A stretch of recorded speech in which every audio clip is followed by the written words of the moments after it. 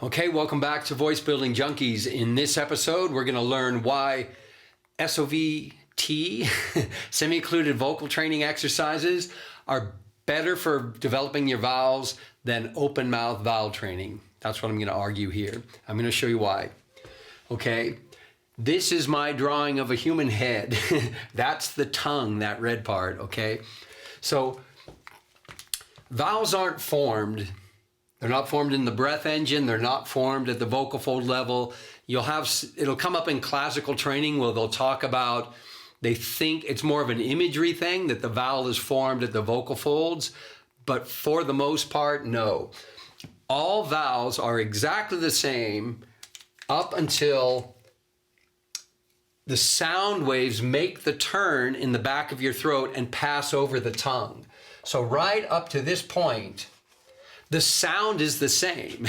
It sounds exactly the same. Whatever sound is coming off your vocal folds, it's not going to change between vowels until the sound waves pass over the tongue, because vowels are shaped based on essentially the relationship between the highest point, the hump or the bump of your tongue at the moment the sound is passing over, and its distance from the roof of the mouth. So where the hump is in the forward and back direction, and then how close it is or far it is from the hard palate, okay? And what happens is your vowels actually occur in layers, depending on how far your tongue is from the roof of your mouth, okay? And that is generally achieved by lowering your jaw. But you can, even with your jaw in kind of a fixed position, you can move your tongue up or down a little bit within your mouth. And there are, in the full phonetic palate, there's really 4 layers. I think I've seen charts where there's maybe as many as 7. But in creating the English palate for singing, or the palate for singing, I tend to go with 3. There can be 4, but these are the 3 that I train on. The oo-e layer is the highest most layer, meaning your tongue is the closest to the roof of your mouth. The next layer is really important, which is the o, like in the sound wood or woman. This oe is more like, it's like le fleur or herb. It's like an o beginning to get a little bit of I or E sound in it, and a little tiny bit, almost like an R shape.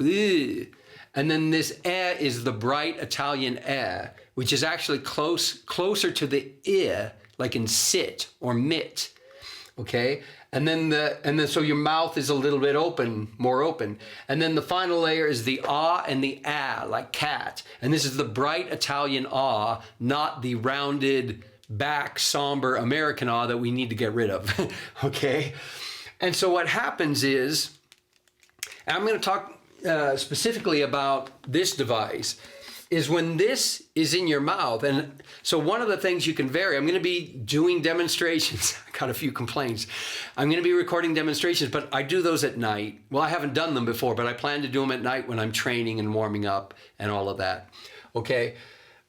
What you want to do is vowel core training. You want to train the core shape of your vowel repetitively over and over again to get rid of all those bad habits that you have, not just with vowels, but with consonants, because it's the opening of your mouth, training consonants and vowels, that trigger all your bad habits.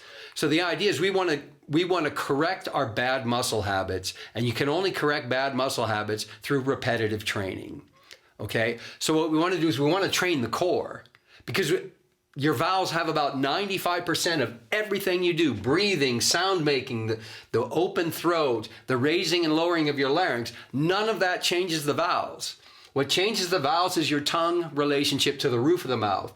So when you keep, this is the argument I'm making, and I do it in my training, and I've proven it to myself and to my coach, is that when you keep the shape of your vocal tract as constant as possible in your training, you're still training all your vowels at the same time, and you're training 90% of all your vowels at the same time without triggering all your bad habits. That's the key. So for example, if I just put the very tip of this in my mouth, I can allow the tongue to get really, really close to the roof of the mouth, and I'm training the oo and the e layer, okay? If I put this further in, you know, to the point, not where I'll gag or vomit, but just put it in a little farther, and then training this entire layer, which is a very, very powerful layer to be training. So that would be more like...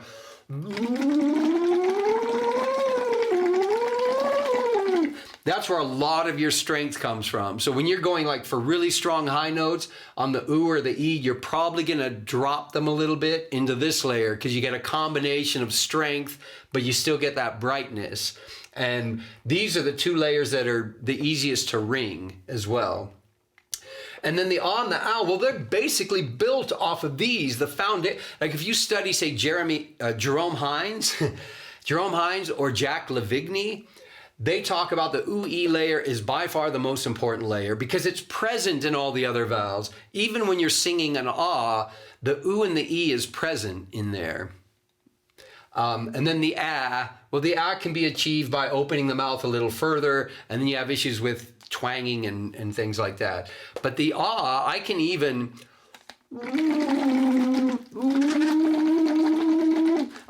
train the ah by trying to lower my tongue, but I don't really care because as long as I'm training these two really well, the ah comes easy. And I can always do some open mouth exercise on this. I train the ah in my private lessons with my coach all the time, but I train these two to get better at the ah, right? I train on this with these two layers without doing open mouth ah 6 days a week. Well, really, I have lessons because my coach travels so much. I have lessons like every other week. And now we're on a 2-month break because of the school is on summer break. So, because I'm in the Southern Hemisphere. So I train with this on these to make this better. It sounds counterintuitive, but it's true. Because I was training on this and these exercises for about 5.5 years before I found this. And the past 1.5 years, I've improved more than in the past 30 years of my life. So the idea is you're training your vowel core. You're training 90 to 95% of what all your vowels have in common because your vowels in singing are so different than your vowels in speaking that they have to be very close together.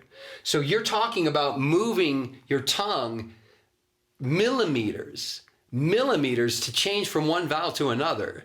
It's not inches. You're not, I mean, there are times where your mouth is going to open, but that's really not related to the vowel.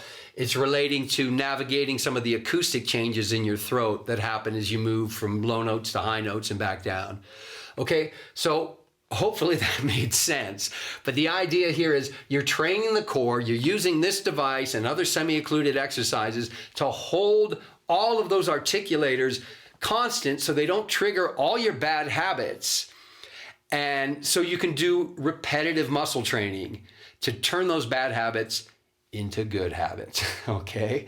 So that's it. This is part of 3 episodes devoted to semi-occluded training that I'm making today. So the other ones, there'll be links to them nearby. Find those links and I'll see you in those videos.